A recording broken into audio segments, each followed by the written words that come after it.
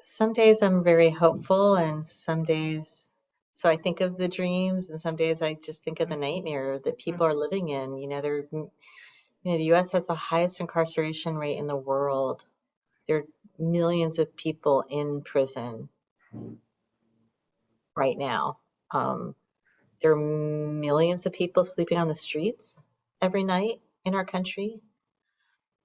There are 30 million people, I just looked that up, that don't have health care insurance, that don't have access to health care. And now there are tens of millions of people, who aren't going to have any say about whether and when and with whom they're going to have children. So that's the nightmare part of it. That's and that their access is determined by how much money they have in the pocket or what resources they can connect to. So I know the nightmare part of it. um, and I think, the dream would be that all goes away, that that that women, people with uteruses, who want to have children can at the time they want to, um,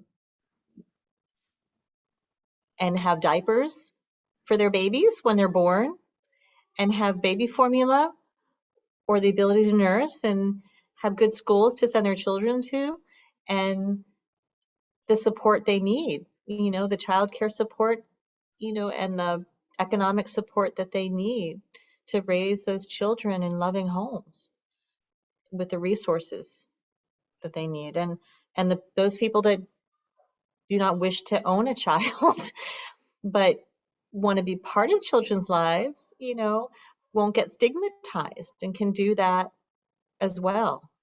And so that's my dream, is that women's professional and economic lives aren't determined by whether or not we have children. Our social status is not determined by whether or not we have children, and our economic status is not determined by whether or not we have children. That's the dream. My dream for women, I guess, would be that they can fulfill their dreams. It's about feeling valued and equal, and having bodily autonomy, and not just stopping there. That's such a basic human right. I feel like we've been fighting for basic human rights forever.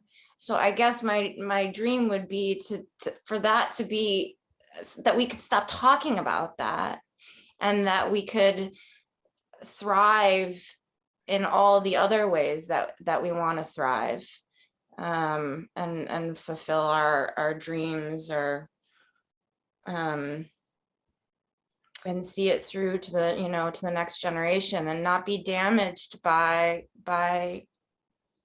male and female, unfortunately, lawmakers for generations. There's a lot of female generational trauma that comes from this kind of legislation. People lose mothers when they're very young, and that changes, their whole life and their children's lives. And it's the ripple effect. It's very profound. So I wish we could stop talking about all this, and stop having to fight for all of this, and be able to thrive.